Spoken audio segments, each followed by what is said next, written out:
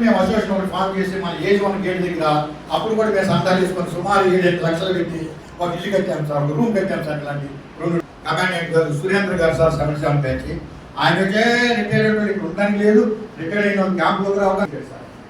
అప్పుడు ఇక మేము ప్రయత్నం అనుకొని ఇక్కడ కట్టుకొని ఇక్కడ ఉన్నాం సార్. మేము 13 ఫామ్ అయింది సార్. అప్పటి నుంచి మేము ప్రతి నెల కూడా ఫిక్షనల్ డే రోజు ఫంక్షన్ చేస్తాం సార్. సుమారు 1000 మంది వరకు భోజనాలు పెడతాం సార్ ఆ రోజు. అలానే మాలో 70 సంవత్సరాలు వచ్చిన వాళ్ళకి సన్మాన కార్యక్రమం చేస్తాం సార్. భార్య భర్తలు ఇద్దరు కూడా కార్యక్రమం చేస్తాం సార్. ఈ కాగా 200 రూపాయలు తీసుకుంటాం సార్. మేము పండుగను తీసుకున్న తర్వాత ప్రతి మీటింగ్ లో కూడా స్నాక్స్ ఏర్పాటు చేస్తాం సార్. అలానే అనుకూల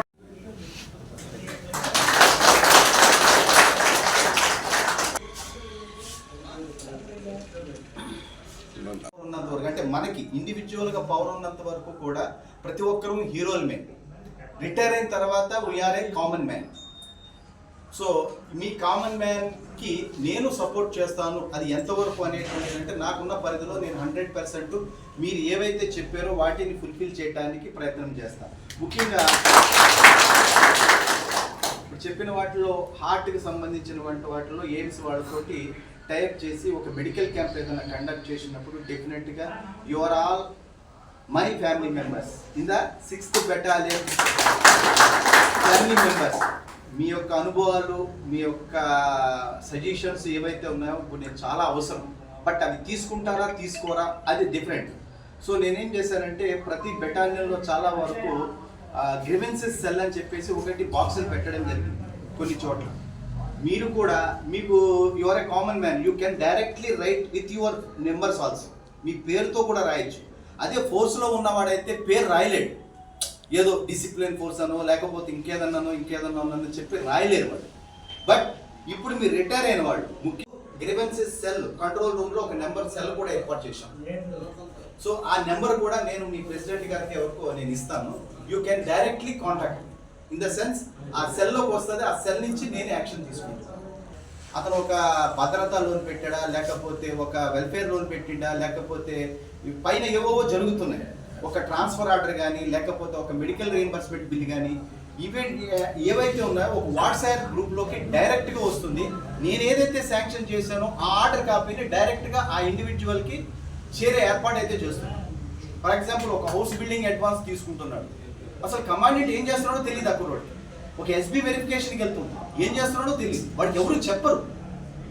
సో రీసెంట్గా నేను పాస్ట్ అంటే ఒక ఆర్ఎస్ఐగా అనేక గ్రూపులు చేసి చూసిన తర్వాత జరుగుతున్నటువంటి లోపాలని సరిచేయడానికి నాకంటూ అవకాశం వచ్చింది. ఇప్పుడు ఆల్రెడీ నేను 7th బెటాలియన్ మధ్యపాడులో 2 years 24లోనే కమాండెంట్ అయ్యాను. తర్వాత ఇక్కడ రిటైర్మెంట్ అయిన తర్వాత ఎడిషనల్ ఫుల్ ఛార్జ్లో నాకు ఇక్కడ కమాండెంట్గా ఛార్జ్ ఇవ్వడం జరిగింది.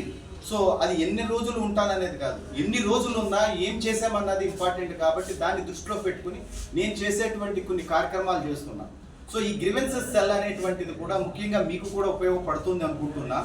ఎవరికేమున్నా తర్వాత ముఖ్యంగా మీరు ఈ ప్రాంతాల్లో కాకుండా సదూరు ప్రాంతాల్లో ఉన్నటువంటి దాదాపు 140 మంది సభ్యులు ఉన్నట్టు నాకు నోటీస్కి వచ్చింది. వాటికి కూడా తెలియపరచండి. 6th బెటాలియన్లో అనుబంధం ఉన్నటువంటిది లేదా ఇతర బెటాలియన్ కూడా ఏదన్నా ఉంటే నా లెవెల్లో నేను చేస్తాను. బికాజ్ నాకు ఇంకా 3.5 years సర్వీస్ ఉంది. అంటే నేను రిటైర్ అయ్యేది 2030.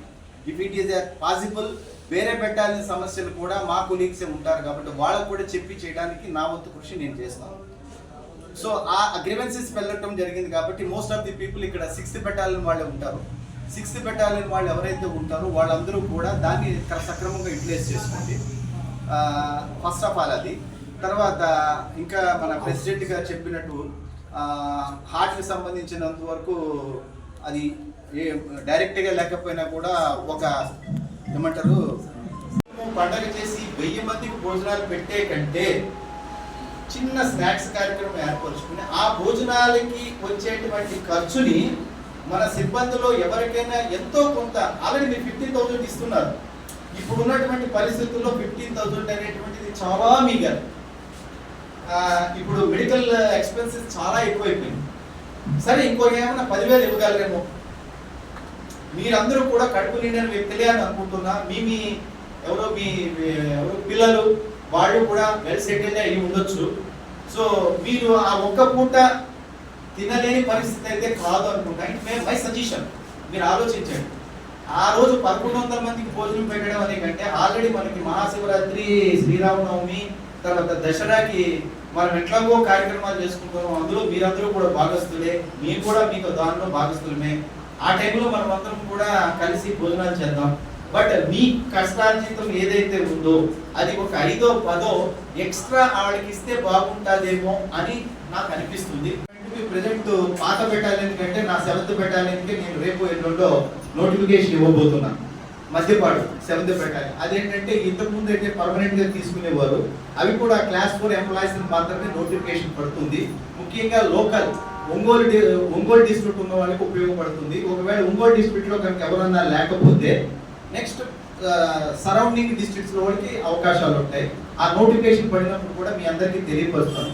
ఎవరినుంటే మీ సహచరులకు చెప్పి వాళ్ళని కూడా అప్లై చేసుకోమని చెప్పండి. ఇది పేపర్లో పడుతుంది. ఇదేదో సీక్రెట్ గా జరిగేటువంటిది అయితే కాదు. గవర్నమెంట్ కొన్ని నామ్స్ ప్రకారం దాన్ని రిక్రూట్మెంట్ చేసుకుంటుంది. ఒకటి Etcherla Srikakulam, 2 4th battalion Rajahmundry, 7th battalion Madhyapadu, 8th battalion Chittoor. ఈ 4 బెటాలియన్స్ లో కూడా అవుట్ సోర్సింగ్ లోనే రిక్రూట్మెంట్ చేసుకోమని చెప్పి ఒక జియో కూడా ఇవ్వడం జరిగింది. ఈ 4 బెటాలియన్స్ కి ఒకేసారి నోటిఫికేషన్ జరుగుతుంది. అది అండర్ ప్రాసెస్ ఫినిషింగ్ లో ఉంది. అది వచ్చినప్పుడు మీకు కూడా ఇంటిమేషన్ చేస్తాం. మీ సహచర సభ్యులు ఎవరైనా ఉంటాయి కదా వాళ్ళకి ఇన్ఫార్మ్ చేయండి. ప్రయారిటీలో ఎవరికైనా కొద్దిమందికి అవకాశాలు కలవచ్చని నేను అనుకుంటున్నాను. నాకు చెప్పండి, నేనే వస్తాను మీ అందరికీ. మీ అందరం కూడా చూసినట్టు అలానే మీకు ఎట్లా జరుగుతున్నాయి కార్యక్రమాలు అన్నారు కమెంట్ గా ఇంకోటి చెప్పాను. మళ్ళీ ఇంకొకసారి చెప్తాను సార్. ఇది నేను 2013లో స్థాపించుకున్నాను ఇట్లా అసోసియేషన్ పెట్టాలనుకున్నాం సార్. దానికి దానికి కారణం కూడా ఏంటంటే మా మిత్రుడు ఒక అతను చనిపోయాడు. చనిపోతే అతను శ్రీకాకుళము. అప్పుడు ఆయన దగ్గరికి ఎవరికి వెళ్ళలేకపోయారు. అప్పుడు మాకు అసోసియేషన్ ఫామ్ కాలేదు. అప్పుడు ఆ సమయంలో కొంతమంది పాలనరావు గారు, విల్సను, పేరు కృష్ణారెడ్డి, సూరిబాబు, ఇంకా కొంతమంది వీళ్ళందరూ కూడా కలిసి మా వాళ్ళు వెళ్ళి చూసి అతను పరామర్శించి అతన్ని కాటిదాకా సాగనంపిన తర్వాత మనం అసోసియేషన్ పెడితే బాగుంటుందని ఆలోచన చేశారు. మాకు రిటైర్డ్ అయిన సాంబశివరావు గారు ఒక ఆయన ఉన్నారు సార్. సాంబశివరావు గారి దగ్గర ఇంకా కొంతమంది కలిసి ప్రార్థన బాబు, తర్వాత ఇంకా సాంబశివరావు, నారాయణ, అరవింద్, రంగేష్ సార్, ఇంకా కొంతమంది పెద్దలందరూ కలిసి అసోసియేషన్ మేము ఫామ్ చేసాం సార్. ఫామ్ చేసిన తర్వాత ప్రతి నెల కూడా మేము అక్కడే ఆత్మకూరు వాళ్ళకి దగ్గర అసలు మీటింగ్ జరుపుకుంటున్నాం సార్. ఆ పరిస్థితుల్లో ఇక్కడ మనకి ఏమైందంటే టెంపుల్ వరకు గోడ కట్టేశారు సార్. ఈ స్థలం అంతా ఖాళీగా ఉంది సార్. ఇది టెంపుల్ కాదు సార్, కోరం వరకే కానీ ఖాళీగా ఉన్నంత వరకు గోడ కట్టేశారు సార్ మన వాళ్ళు. దానికంటే వేరే వాళ్ళు బయట కూడా రావడానికి ప్రయత్నించారు సార్. చిన్న చిన్న ఇల్లు వేసుకుంటామని. దానికంటే వాళ్ళు వస్తే మళ్ళీ మనకు అవకాశం ఉన్నదని మేము కొంతమంది వెళ్ళేసి నేను శ్రీధరు